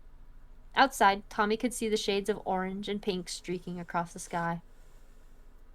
You know, Will's really happy you asked to stay here, Phil said out of the blue after a few minutes of silence. Tommy blinked. What do you mean? He was just glad that you thought to call him when you needed someone. He's a bit of a sap like that, the older man chuckled. I know it doesn't seem like it, but he can get pretty insecure about his relationships with people sometimes. It's kind of why he's such a clingy shit. It's reassuring for him. Wilbur? Insecure? The two ideas didn't seem like they could coexist in Tommy's head. Wilbur was the opposite of insecure. He was able to talk to people so easily, even able to coax Tommy out from just a relationship built on banter and teasing into an actual friendship. Seriously? Oh, seriously? Yeah, seriously. He set his mug down and smiled at Tommy. I just figured it's something you should know. If he starts ever being pissy or looks stressed, just remind him how much you care about him. It helps him a lot. Oh, Phil was telling him this because he wanted to help Tommy be a better friend of Wilbur. That made sense, and Tommy was surprisingly grateful for that. Okay, I think I get it, Tommy murmured, taking another sip of his coffee. Thank you. You're a good kid, Tommy, Phil said, the emerald in his ear glittering as it caught a ray of sunlight from the window. If you ever need a break from Will's clinginess, though, you're welcome to come find me in my office. I know we haven't spoken as much as you've spoken to Will and Tech, but I like to think I'm not too bad to hang out with. Staring down the swirling shades of almond in his cup, Tommy tried to ignore the lump in his throat. Phil was being so kind to him. Wilbur had already been so unbelievably caring towards him. This family, they were good people. What would they think if they knew that Tommy saved the lives of murderers? Would they agree that even villains deserved medical treatment? Or would they react like Tubbo and Rombu, only seeing things in shades of black and white? Tommy wanted to think it was the earlier one, but after Tubbo and Rombu, he didn't trust his judgment of what people might think. Thanks, Tommy said quietly. Although he wasn't sure if he'd ever actually work up enough courage to knock on Phil's office door, he still appreciated the offer anyway. The rest of the morning passed by in a soft kind of tranquility. Phil made pancakes for breakfast, adding in an extra heaping of chocolate chips for Tommy's sake. While Tommy was in the middle of eating his second pancake, Techno made his way into the kitchen, looking as though he'd been awake for hours. In contrast, when Tommy was finishing his fourth pancake, Wilbur shuffled in, looking as though he'd just come off the set of a zombie movie. It turned out that Wilbur couldn't function in the morning without caffeine, and now it was starting to make sense why he usually had so many shots of espresso in his lattes. The conversation over the breakfast table was kept light, without anyone questioning why Tommy was there. Wilbur must have told Phil and Techno that not to ask Tommy about it. And while he was grateful for that, it was also a bit annoying to feel like he was being treated as if he were made of glass. Then again, he was made of glass, wasn't he? At least right now. Everything still felt so raw after the night before, and Tommy couldn't help but check his phone every few minutes on the off chance one of his roommates tried to text him, although neither of them did. After breakfast, Wilbur dragged Tommy to the living room, where they both collapsed into a heap on the couch. Wilbur turned on another animated movie. This one about a teenage witch who had to go live on her own for a year. There was one part in particular where the girl stopped being able to do magic, and it wasn't until she took pressure off herself and spent time with the people that cared about her that her magic returned. Did Tommy side-eye Wilbur when that part came up? Yes. Did Wilbur acknowledge it? No. But Tommy had no doubt the bastard knew what he was doing with the movie choice. Although it didn't exactly apply to his own situation, it was close enough to where Tommy got the message anyway. The day trickled by like sand through an hourglass. He and Wilbur didn't speak much except to comment on the things they were watching together. It was honestly really nice to just spend a day lounging on the couch, letting his worries drift instead of leaving them to fester at the forefront of his mind. However, Tommy still had work. When the time came for Tommy to leave for his shift, Wilbur gave him his own clothes back. Apparently Phil had washed them, and offered to give him a ride to the cafe. I don't think I want to have another near-death experience with you behind the wheel, Tommy teased, dumping Wilbur's pajamas onto the guest bed after having changed back into his own. Oh, come on, I wasn't that bad, Wilbur argued. Tommy raised an eyebrow. You hit like 3 curbs. I'm honestly amazed we didn't pop a tire. God, you're so dramatic. You sound exactly like Techno, Wilbur scoffed, pouting at him. Because we both know you can't drive for shit, Tommy shot back, grinning at him. Seriously, though, it's fine. I can take the train, no problem. Sorry. Wilbur sighed. Okay, if you're sure you're alright with that. I'm not a baby, Wilbur. I can take the train by myself, Tommy told him, although there was no heat behind the words. Besides, you've done more than enough to help me out. This made Wilbur's eyebrows furrow. Toms, I was happy to let you come over. I was really glad you thought to call me in the first place. Don't feel like I'm doing you a favor or anything. I want to help you. Biting his lip, Tommy glanced at the ground. Sure, Wilbur was probably telling the truth, but Tommy couldn't help but feel like a burden. Wilbur had picked him up from the cafe in the middle of the night, made him dinner, gave him extra clothes, and spent the entire next day with him just because he was upset. Even if Wilbur didn't think so, he was still doing Tommy a huge favor, and Tommy didn't want to be more of a bother than he already was. I really should get going, Tommy said instead of addressing what Wilbur told him. But thank you, Will, for everything. Wilbur looked like he wanted to argue, but Tommy stepped forward to hug him before he got the chance. Wilbur immediately returned the hug, squeezing him tightly and lessening the pain in Tommy's chest. I'll see you soon, okay? Wilbur said, smiling hopefully at him. Yeah, sounds good. Tommy replied, giving Will his own weak smile in return. It actually wasn't that difficult to take the train back to East Side so he could get to his shift on time. There was a station near the Soot House, and despite the afternoon rush stifling the air and making it difficult to breathe, it was a relatively peaceful commute. Falling back into the routine of his evening shift was comforting for Tommy. He was able to shut his mind off, to not think about what was waiting for him when he went home after the cafe closed, and instead focus on grinding beans and steeping tea. Wilbur didn't stop by that night, which was understandable given Tommy had spent the entire day with the man. Still, he found himself jumping every time the door chimed with a new customer, his heart skipping a beat as he wondered who he was going to see walk in. Tebo and Rambo had been to the cafe before, but it was a rare occurrence. Tommy didn't think either of them would show up during the shift, but he couldn't help his nerves, his eyes skimming the windows outside the cafe for any glimpse of bleached hair or black and white hair. As night fell, the rush slowed, and Tommy checked his phone more and more often. He wasn't sure if he wanted his roommates to text him or if he was dreading the idea. As much as he hated this waiting game of wondering how their confrontation was going to go, he also was terrified of what was actually going to be said when it happened. He had no idea whether they were going to be able to work things out, if they were going to be able to work things out between them, or if it was going to lead to another screaming match. In all honesty, Tommy wasn't sure if he was ready to even think about forgiving the two of them. Even if they did apologize, which he doubted they would, it wouldn't be something he could accept right away. Along with that, he wasn't ready to apologize either. While he knew he shouldn't have lied to his friends, he also wasn't completely in the wrong, and had good reasoning for what he did.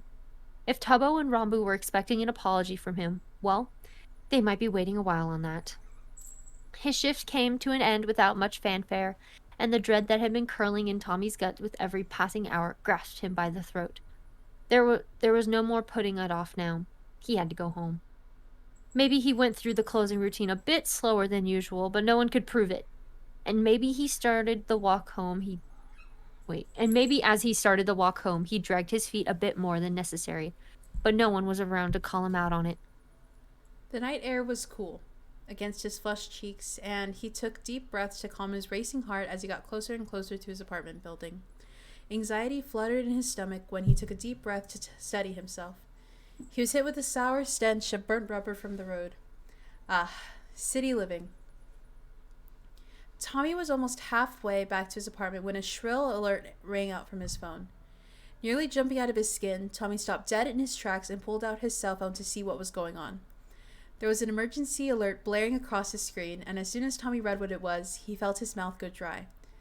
Safety alert. Heroes Dream, Flame, and Rewind currently engaged with Siren, Blade, and Nemesis in the warehouse district of South Bay.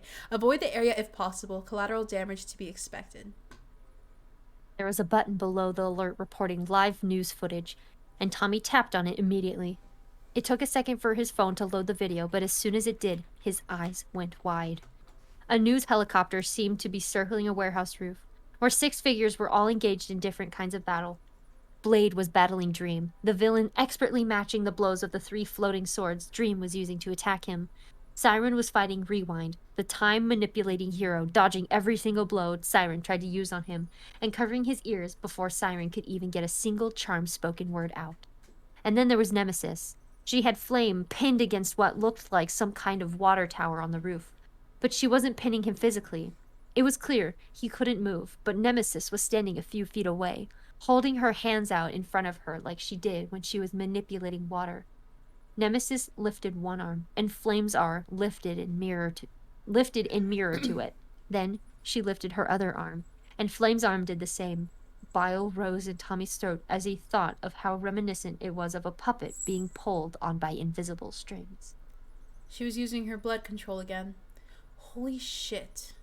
Rewind seemed to realize what was happening because he tried to spin over the corner of the roof Nemesis and Flame were at, but he wasn't able to take 2 steps before Siren physically tackled him to the ground, and the two started to wrestle to try and pin the other down. Nemesis didn't even seem to notice the attempted attack. Her icy gaze was focused on Flame as she reached up her hand again. Tommy noticed her hand begin to curl in, as if it was wrapping around a throat. Ooh. This is getting intense, sorry. Flame coughed, trying to grab at his throat, but struggling to move his arms.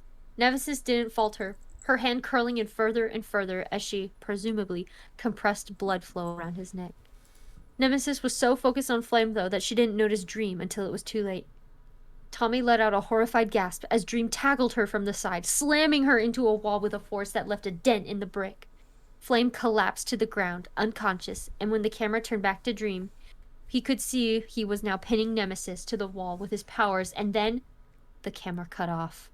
The screen went black before switching back to a news reporter who apologized but said that their news crew had been warned to get out of the area as if it was too dangerous for them to continue filming. That was fucking bullshit.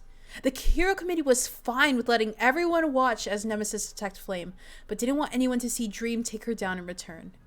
Either way, Tommy knew he needed to get back to the cafe as soon as possible. He sprinted down the way he came, his backpack thumping against his back with every step. His heart pounded in his ears, the only thought repeating through his mind being like constant, I need to help Nemesis, I need to help Nemesis, I need to. His legs were burning by the time he skidded to a stop in front of the cafe doors. With trembling hands, he undid the lock, sprinting inside and basically jumping over the counter to get to the back room. Chucking his backpack on the floor, Tommy raced around the room to set up his treatment area. Towels on the floor, first aid kit propped up next to it, gauze already out in case, there was heavy bleeding. Tommy prepped whatever he could think of. There was a ringing in his pocket, and Tommy answered it without even looking at the name. Tommy, I saw it on the news, I'm already here, Tommy said, cutting Siren off. How far away are you? We're here, actually. And right then, there was a sharp knock at the door to the alley. Hanging up the phone, Tommy flung the door open and almost stumbled back at the sight that greeted him. Siren and Blade seemed relatively fine, save for a few tears in their clothes, but Nemesis, Blade was carrying her. She seemed to be unconscious and was curled up against Blade's chest. Her cotton candy hair was sticky with blood and her mouth was hanging open while her arms hung limp at her sides. It was such a stark contrast to the determined line her mouth had been set on the news footage, the fierce rage darkening her eyes. Shit. Okay. No time to panic. He was the healer here. Set her down here, Tommy said, immediately shifting into focus mode and pointing at the towels. What happened exactly? The news footage cut out as soon as Dream pinned her to the wall. That fucking bastard slammed into that wall as many times as he could before Blade tackled him, Siren told him with a sneer twisting in his lips. Watching as Blade set Nemesis down with surprising gentleness. She's bleeding a lot from her head, Blade said. Oh no. Oh, I clicked a button and it took me off the page. 218. Oh, do you want me to? Yeah, it took me off the page. I get a roll. Okay, here, I'm gonna just do that the last line. Yep. She's bleeding a lot from her head, Blade said, shifting Nemesis so she was lying sideways on the towels. Do your healing powers work on head injuries? I'm gonna be honest, I have no idea, Tommy said as he dropped to his knees next to Nemesis, using one hand to carefully try and find the injury under her hair. I've never had to heal a head wound before, so I guess we'll just figure it out together. Yeah, there was a lot of blood coming from her skull. Although it was hard to see with all the hair and blood in the way, Tommy was pretty sure he could see cracked bone and had to clench his jaw to shove down the nausea that rushed to his throat. As he moved her head around to try and find the place to put his hands, he noticed a small black earpiece settled in her ear, and he could faintly hear a voice coming from it. Tommy lifted the earpiece and settled it in his own ear, and immediately winced when he heard shouting. 219. I'm at 213. Okay. Speed running. Okay, skull. Okay. Hello? Nikki? Are you there? Can you hear me? It was Thanatos. Is that how you say it? Thanatos. Thanatos. Ooh, fancy. Tommy remembered how Nemesis mentioned that he wasn't going to be in the field for a little while to continue recovering, but figured he must have been listening to the whole fight. Tommy was so focused on Nemesis that he didn't even register the name Thanatos had said. Is that right? Did I say it right? Yeah. Thanatos? Tommy spoke into the earpiece. It's Tommy. The shouting cut off, and was quickly followed by a deep sigh of relief. Oh, thank fucking God! Thanatos exclaimed. Jesus fucking Christ! Nemesis wasn't responding to me and I had no clue what the fuck was happening. Is she okay? She's unconscious right now, but I'm about to heal her, Tommy explained, moving aside more of her hair so he could get a clear view of the wound. Meanwhile, Siren and Blade had both settled on the ground on either side of Nemesis, both of them pursing their lips in worry. I've never healed head wounds before, though, so I'm not sure how this is going to go. Well, it's going to be better than nothing, right? Thanatos asked, although his voice was shaky. Just do it. Don't waste any more time. Yeah, got it. Tommy nodded.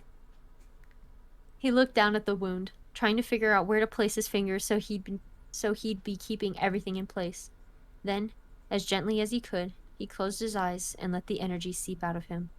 Immediately, he was hit with a shocking wave of dizziness. Gritting his teeth, he tried to ignore it and kept pushing the warmth out of his hands. Seconds ticked on, and a headache started to pound in its familiar rhythm. His head began to spin, and nausea rose up in his throat.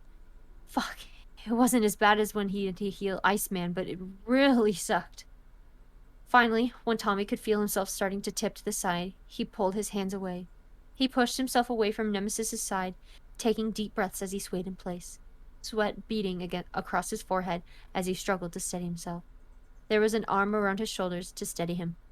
"I got you," Siren said quietly, and Tommy squeezed his eyes shut as he leaned into the hold.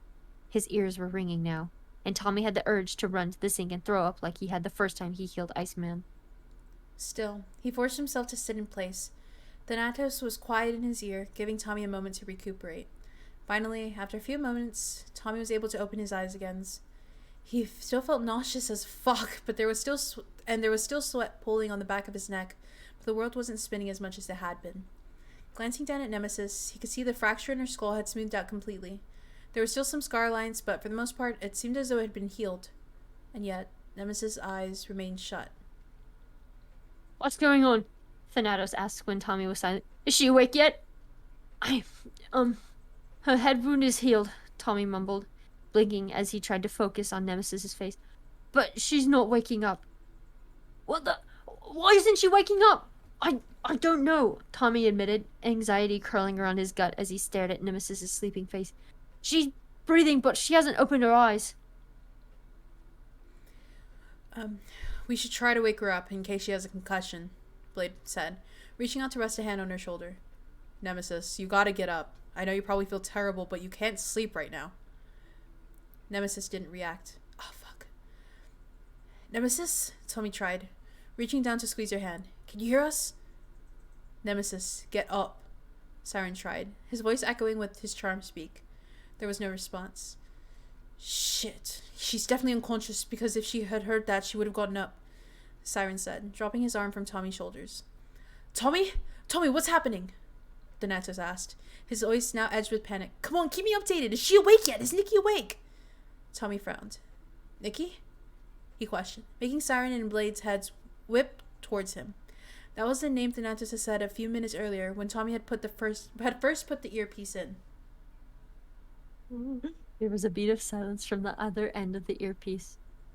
"Ah, fucking hell," Thanatos muttered. "Fuck it, we trust you. Her name is Nikki. Maybe if you say that, it'll help her wake up." Tommy's heart stuttered at that. Thanatos had just given Tommy Nemesis's name. He knew Nemesis's name. Holy shit! So far, none of the villains had given Tommy any identifying information about themselves, despite repeatedly telling him how much they trusted him. Tommy didn't mind this. He knew it was more to protect him than it was for them to protect themselves. But still, hearing Thanatos say that it was fine that he knew Nemesis's name because they trusted him, well, it made something warm grow in his chest. Either way, now wasn't the time to focus on that. "Nikki?" Tommy tried, his tongue tripping over the new name. "Nikki, can you hear us?" For a moment there was still nothing, and then there was a fluttering behind her eyelids, and Tommy almost cheered. "Yes, Nikki, that's it! Come on, you've got to wake up!" Tommy encouraged, squeezing her hand again. "Nikki, come on, come back to us," Blade said, resting his hand on her shoulder. There was more fluttering, and Tommy turned to give Siren an expectant look. "Nikki, wake up," Siren ordered. And just like that, Nemesis's eyes were flying open. Gasping, she bolted upright, only to hiss in pain and grab her head. Immediately, Blade wrapped his arm around her to steady her, and she leaned into his side without hesitation. "Fucking hell!" she exclaimed, squeezing her eyes shut as she grabbed her head. "Why does my head feel like it got smashed with a hammer?" "It was Dream. He tackled you when you were fighting Flame," Siren explained. "Shit, I think I remember that," Nemesis murmured. Then she winced. "Yeah, I do. Fuck, that hurt." "Is that her?" Thanatos asked in Tommy's ear. "Yeah, that's her," Tommy said, drawing Nemesis' attention to him. Nemesis blinked a few times, as if she was struggling to focus. "Tommy, did you heal me?" Yeah, I did, yeah. Tommy nodded, ignoring how another wave of dizziness washed over him at the gesture. I've also been talking to Thanatos. Here, you should probably calm him down, he said, pulling out the earpiece to hand back to her. Nemesis's eyes widened at the mention of her partner, and she shoved the earpiece in her ear in an almost violent manner. Thanatos, are you there? She paused as she listened to whatever he was saying, and then a relieved smile broke out over her face. Oh, God. I'm so sorry I scared you like that. She giggled softly. Yeah, I promise I'm not going to do anything stupid like that again. Another pause, and then her eyes widened. Wait, you told him my name? Tommy shrunk back as Nemesis whipped her head back towards him, although the movement made her wince. To his surprise, there was no anger in her eyes as she stared at him. More than anything, she just seemed confused. You know my name? She asked carefully. Yeah, sorry, Nikki, Tommy said quietly, wrapping his arms around himself. Of course, I'm not going to say anything or tell anyone. Don't worry about that, Nemesis said, shaking her head. I trust you, Tommy. You saved my life after all. Tommy flushed at how genuine she sounded, and his cheeks only burned worse when she reached out to wrap his hand in her own. Seriously, I don't have a problem with you knowing my name. I trust you, she told him softly, and thank you for saving me. You guys really don't need to thank me every time, Tommy muttered, curling in on himself. But we want you to know how grateful we are, Nemesis explained. She paused, a hand going up to her earpiece. Thanatos also says thank you. Like I said, I'm just doing my job, Tommy shrugged. Nemesis smiled at him, squeezing his hand one last time before pulling back and glancing at Blade. Blade, do you think you can help me get home? I still feel pretty dizzy. Yeah, of course, Blade said, huffing as he pushed to his feet. He bent down and scooped Nemesis up his arms again without any sign of effort, and nodded at Siren and Tommy. I'll see you guys later. Bye, Blade. Bye, Nemesis. Tommy waved. Tommy waved. Sorry. You'll finish the sentence. Nemesis waved goodbye to him, and Tommy watched as Blade easily shifted Nemesis to one arm to open the door to the back alley. Then they both disappeared into the shadows, and the door slammed shut behind them. As soon as the two of them were gone, Tommy's fatigue returned in full force. He slumped down, his head pounding as the nausea that had been stirring in his gut demanded his attention once more. Looked like tonight was going to be a recovery night.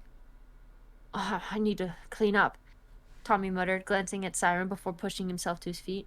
Or he tried to push himself to his feet. As soon as he attempted to stand, his vision began to spin, and he found himself tipping heavily to the side. Siren was there in a second, wrapping his arms around Tommy to hold him upright. Tommy leaned against Siren's chest, taking a few deep breaths as he tried to shove the nausea back down again. Are you okay? Siren asked, his voice thick with worry. I'm okay, Tommy forced out. I just need to, There was another roil in his gut, and suddenly Tommy was stumbling towards the sink. Like Nemesis did last time, Siren gently rubbed his back as he puked into the sink. As he was spitting out the last few bits, Siren handed him a glass of water, which he drank with the fervor of a man in a desert.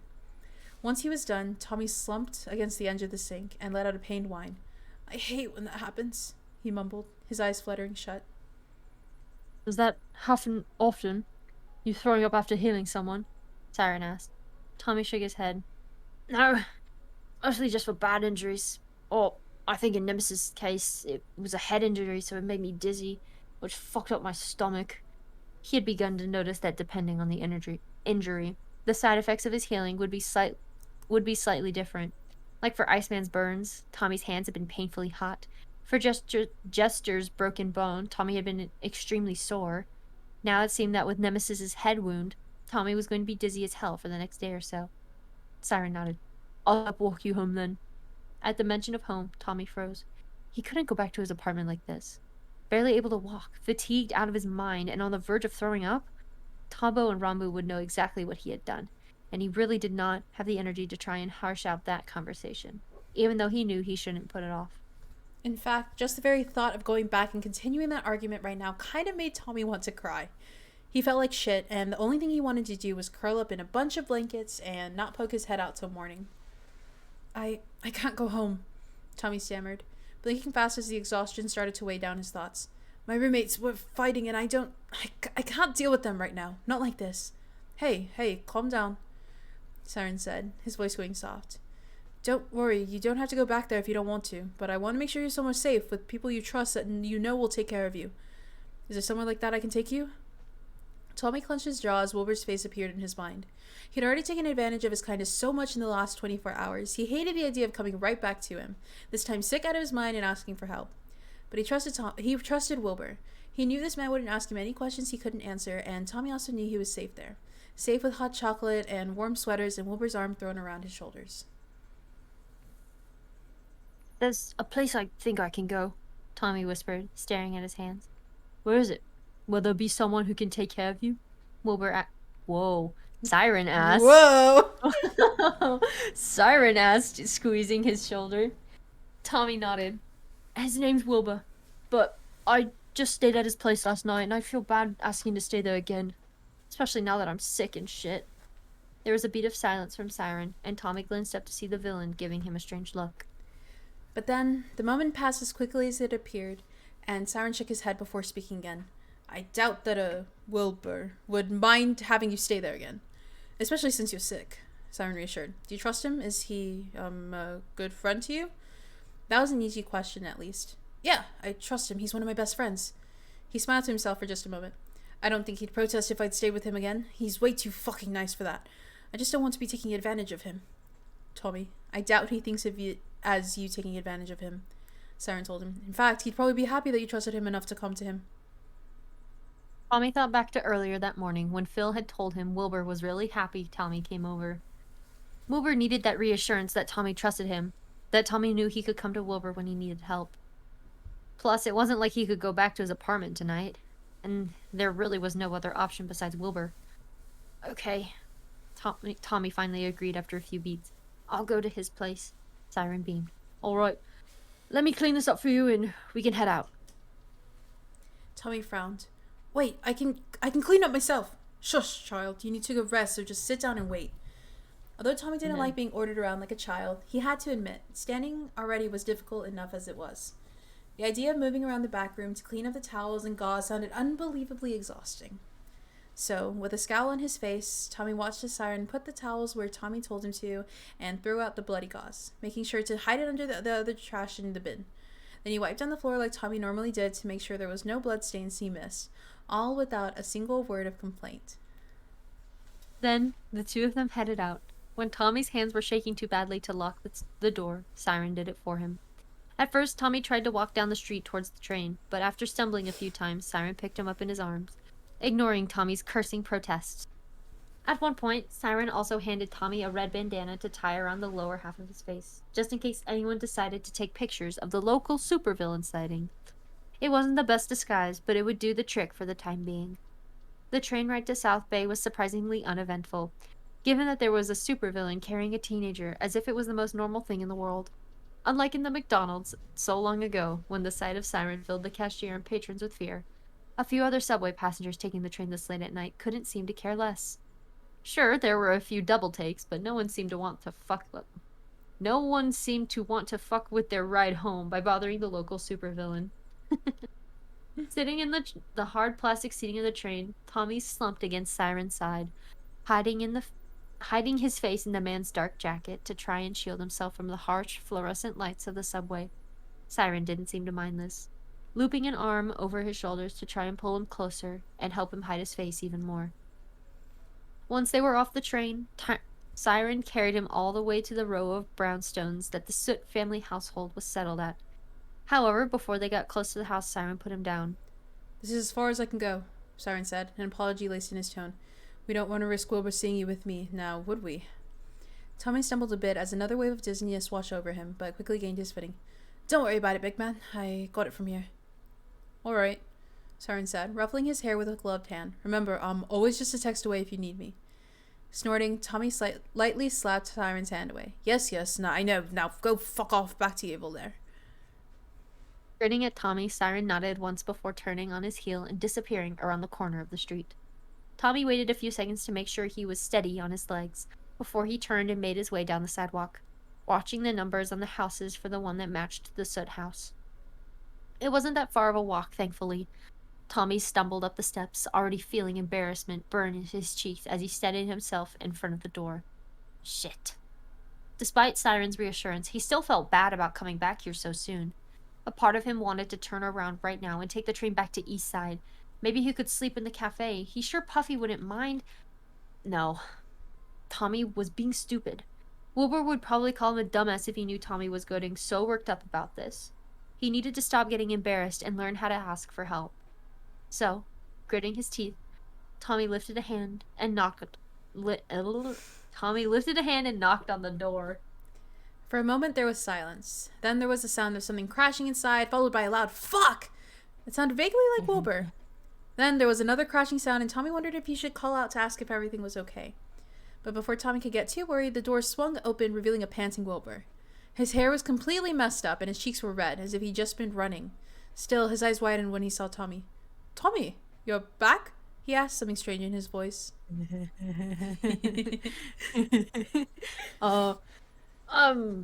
Yeah, Tommy said, ducking his eyes to the ground. I mean, if it's a bother, I can leave, but I got sick at work, and I kind of don't want to go back to my apartment while I'm sick, and... Tommy was cut off by warm arms wrapping around him and pulling him close. Tommy took a shaky breath as he leaned his weight onto Wilbur, his spinning head screaming in relief as having someone to lean on again. "It's okay, Toms," Wilbur reassured him, resting a hand on the back of his head. "You're always welcome here. You can stay for as long as you need. It is no trouble at all." I don't want to be taking advantage of you," Tommy admitted in a whisper, his voice muffled by Wilbur's sweater. "You're not taking advantage of me," Wilbur assured him. "I love having you here. Seriously." Tommy wanted to believe him. He really did. "Okay, then," he mumbled into Wilbur's sweater. He felt Wilbur smile into his hair. "Okay," he repeated. "Now let's get you somewhere to lay down because you're leaning on me like you're about to pass out." And suddenly, Wilbur was scooping him up, despite Tommy's loud whine of protest. "I'm not a baby! I can walk myself," he argued. Wilbur grunted as he readjusted his arms under Tommy's back. "I'd rather you not fall over while I try to get you to the living room." Tommy groaned, but knew Wilbur was right. He probably would fall over if he tried to walk right now, considering his vision was still spinning with every step he took. So instead, Tommy hid his face in Wilbur's shirt and tried not to focus on the vertigo-inducing sensation as he was carried into the living room. Wilbur gently placed him on the couch, pointing a finger at him to get him to stay put as he ran off to grab something. Huffing, Tommy pulled his shoes off and spread his legs out on the cushions, squeezing his eyes shut to avoid the stabbing light coming from the lamp in the corner. A few moments later, Wilbur's footsteps padded back into the room. A warm blanket was draped over him, and when Tommy opened his eyes, he saw Wilbur setting a folded pair of clothes on the coffee table in front of him. "If you feel well enough to get up, feel free to change into these. They're just more pajamas of mine," he explained. "Now, do you want anything to eat or drink?" Oh, God. Food. The very thought made his nausea spike again, and he shook his head. "Nausea?" Wilbur asked. Tommy nodded, and he tapped his chin. "How about tea, then? Peppermint tea can help soothe an upset stomach, if you think that'll help." Well, Tommy really wanted hot chocolate. He knew that having rich, hot chocolate while he was still so dizzy was not a good idea. So he nodded again, and Wilbur hummed happily, reaching out to ruffle Tommy's hair as he disappeared into the kitchen again. With Wilbur working in the kitchen, Tommy took the opportunity to force himself to his feet and stumbled to the bathroom so he could change into the offered clothes. He almost fell down again, and maybe he had to grip the sink a few times, but managed to stay upright before collapsing back on the couch in a heap. Soon after he was settled under the blanket again, Wilbur came back carrying 2 steaming mugs. He handed one to Tommy, and when he sniffed it, it was overwhelmingly mint-scented.